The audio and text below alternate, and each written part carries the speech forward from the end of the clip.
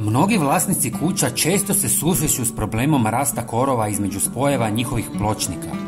Iako to može biti izazovno, važno je shvatiti da je pojava korova na pločnicima uobičajena. Osim na betonu i pukotinama, korov raste i u vrtovima i predstavlja jedan od najtežih izazova za vrtlare koji preferiraju prirodne metode.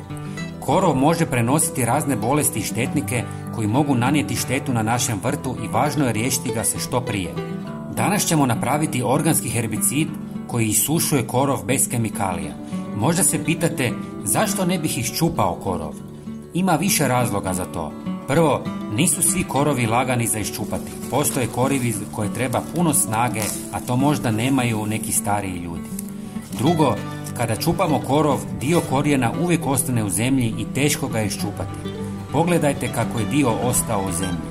I već za par dana izrasti će novi. Zato koristimo herbicide koji ga suše kroz biljku sve do korijena, a ne zagađuju zemlju. U 300 ml vode dodajte 1 žlicu papra koji se često koristi kao prirodni herbicid za suzbijanje korova. To je zbog prisustva komponente nazvane piperin koja se nalazi na crnom papru. Piperin može inhibirati rast korova i uzrokovati sušenje. Ja koristim kajenski papar. Zatim dodajte 250 ml najjeftinijeg octa jačine 12% ili limunovog soka. Kiselog octa snažno djeluje protiv korova, izazivajući dehidraciju i razaranje njihovih stanica. Ocat se ističe kao ekološki prihvatljiva opcija, što ga čini boljim izborom od kemijskih preparata. Važno je imati na umu da se ocat ne smije koristiti za zalijevanje tla jer može prouzročiti trajnu štetu i zalijevanje zemlje octom je zabranjeno. Treći sastojak koji ćemo dodati je 1 žlica kuhinjske soli koja ima snažan dehidrirajući učinak na biljne stanice, uključujući korov, što dovodi do njihovog sušenja i propadanja.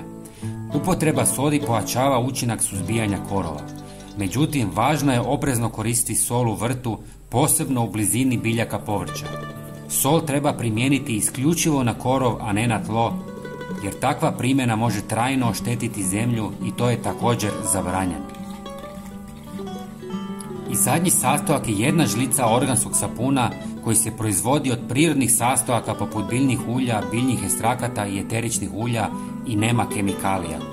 Organski sapun otapa masnoće na listovima i poboljšava prodiranje herbicida u listove korova. Ako nemate organski sapun, možete koristiti deterdžent za suđe, ali on je pun kemikalija, a mi to ne koristimo. Sve dobro promiješajte i razrijedite sa još vode, ovisno koliko jak želite da bude. Isprobavajte na korovu koja jačina vam najviše odgovara. Najvažnije od svega je da špricate korov po najjačem suncu jer je tada najučinkovitiji zbog utjecaja sunčevih zraka koje ubrzavaju isušivanje korova. Pogledajte kako se počeo sušiti nakon samo par minuta. Listovi postaju žuti i savijaju se i suše sve do korijena. Dragi prijatelji, pogledajte i naš sljedeći video na vašem ekranu i podijelite ovaj video sa prijateljima. Hvala vam puno. Pozdrav!